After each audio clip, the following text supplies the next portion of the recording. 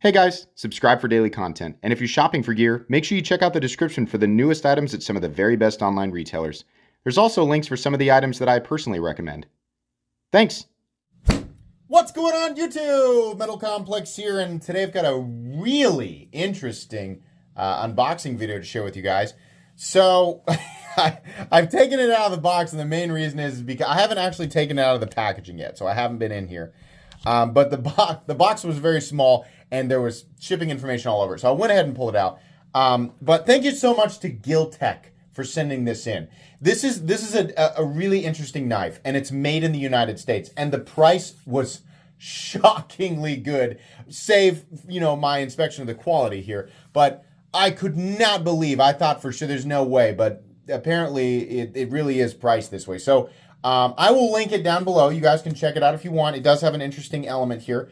Yeah, you guys can check it out if you want. To Gil Tek, I'm sorry it took so long to unbox this. Just had a mountain of stuff to get through, but we're here. We got it. Thanks to my patrons for supporting me. Please make sure to follow me on Instagram at metal_complex and on TikTok at _metal_complex.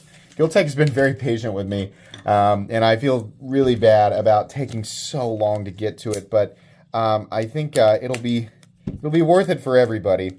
So we have a lot of, they sent some extra parts here, and I want to get these out because they mentioned on one, yeah, it's like a Spyderco pocket clip, which apparently fits. They do have that Spyderco 3-hole. So, whoops, we got some screws there. So, oh, it's like an aftermarket Spyderco 3-hole clip that will work for this guy as well. That's kind of cool. Okay. So I'm wondering, maybe you have different options for the clip. It also comes with the tools required to, add these things or disassemble the knife, at least the bits, which is really, really nice. So this is called the KT. I'm going to guess that what we have here is aluminum, just by the way the media, the tumbling on it. It just looks and feels like aluminum. And then we have S35V. Oh, it makes some noise there. Interesting. And then we have, how do you unlock it? How do we disengage it? This little area back here. Okay, what on earth? I have never seen a locking system quite like this. Hold on, I want to see if I can replicate that noise. It made like this reverberation. They sent me what is obviously a slightly used model here. I don't think that we should expect to see raw finishing or anything like this on a knife. I think they sent me a used product, which is perfectly fine. Is this how you do it? Yeah, you sort of push the button and swing it out. Okay, the action on this feels a little, it doesn't feel grindy, it just feels a little like there's friction in there, right? It just feels like metal on metal friction, but I can get it to swing in and out. And that's interesting.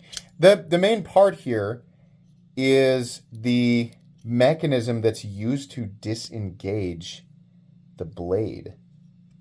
That is wild. So it slips up. Yeah, sorry, I wanted to look at it there, but I'm wondering if it's on the inside. I don't see any springs or anything, so it must just be tension that's sort of holding it in place.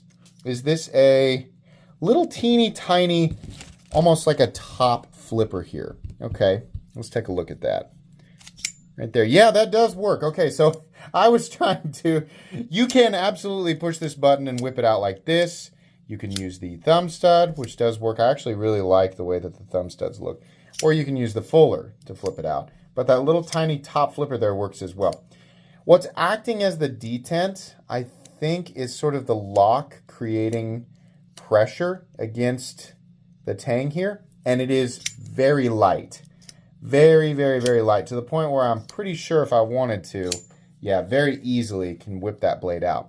This looks to be something that is, partially done by machine and then maybe partially done by hand. We have a wide cutting bevel that's a little bit wonky, especially when we come out here.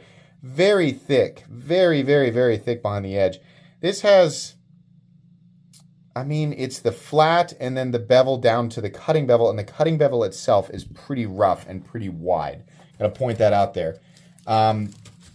The entire, like the blade geometry itself is just really thick. The spine isn't super thick, but behind the edge, it just looks incredibly thick. I also realized the area that is responsible for disengaging is also where I want to put my thumb.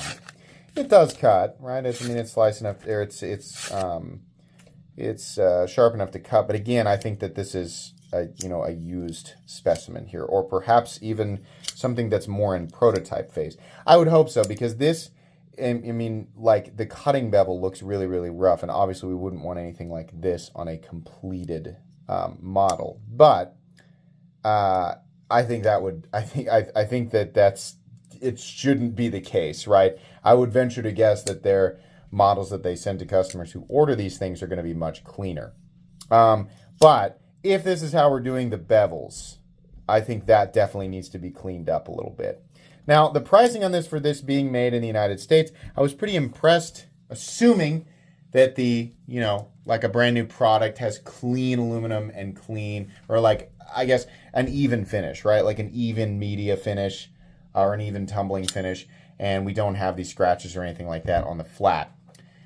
The aluminum and S35VN versions are $150, which, looking at the materials and where these are manufactured, is not a bad price at all. The titanium and S35VN versions are $350, which, again, is not crazy considering where they're manufactured. If you don't know, it costs way more to make something in the United States versus in China, right?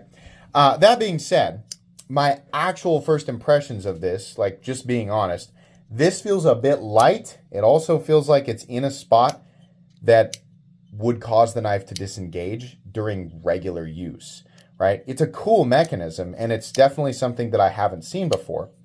But it's like really in a spot where you could disengage it, right? It also has play, like a good amount, no matter where I hold the lock. Yeah, are these two pieces back here separate? No, that's all one piece. It also has play. I'm unsure of the exact geometry that's holding the blade in place, so I don't know how dependent it is on geometry, right? Meaning, is it going to slip or is it not going to slip?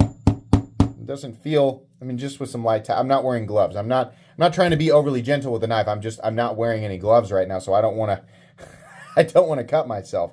But the lock itself feels a little bit light, and I'm sure that the lockup strength is probably fine, but there's a little bit of play.